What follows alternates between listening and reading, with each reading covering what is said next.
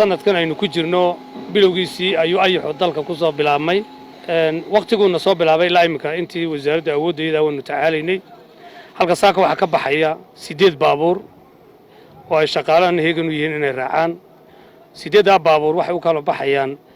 gobolada bariga Soomaaliland iyo galbeedka Soomaaliland ay saaka u kala baxayaan 4 baabuur waxa jeedo ku jirto qalabka u sida iyo saadka bari bay u baxayaan 4 laan gurusel oo xaajeedo ku jirtaan waxa u bixi doonaan galbeedka Soomaaliland tiimankaas waxay hawlgalka sii wadi doonaan muddo 22 cisho ah bay shaqayn doonaan ayna soo noqonayn hadii la yiraahdo waxa laga hawlgeliyay ee ay u baxayeen waxa weeye la dagaalanka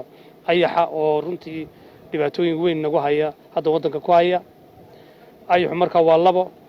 mid waa midkan ayaxa hadda lalaya ee socda midna waa koronkortii oo kii hore ka tagay weeyay marka hadda waxa dagaalku kow labada aagba waa laga dagaalamaya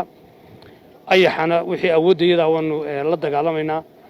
koronkortana waanu la dagaalamay inteena kicin ayna ayax noqon baan iyadana la dagaalamayna iyadoo aan la kaashan doono dadka deegaanka insha Allah hadii la yiraahdo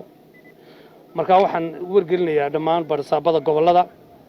isku duwayaasha wasaaradda horumarinta beeraha ee gobolada Jamhuuriyadda Soomaaliland oo dhan inay si dhow ula shaqeeyaan madaxda departmentka ama waaxda u qaabilsan ayaxa oo hal tiimka halkan taagana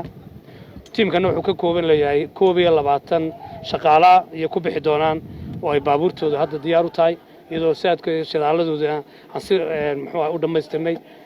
iyo waxay ku noolaan lahaayeenba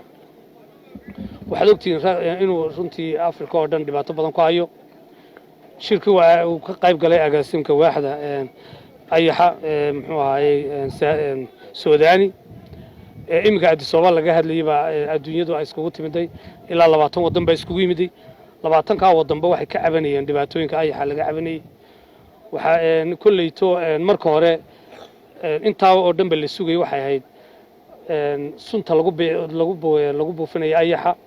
oo runtii dood badan ay ka taagneed maxaa lagu buufin karaa maadaama aynu barkadihii iyo biyihii ay dhug meel walba taagan yihiin marka hadda waxa lagu buufinaya waxa weeye waa dawo dabeeciya oo haba yaraatay aanan biyahan waxba yeelayn dunyadana waxba yeelin dadkana waxba yeelin baan ku buufinaynaa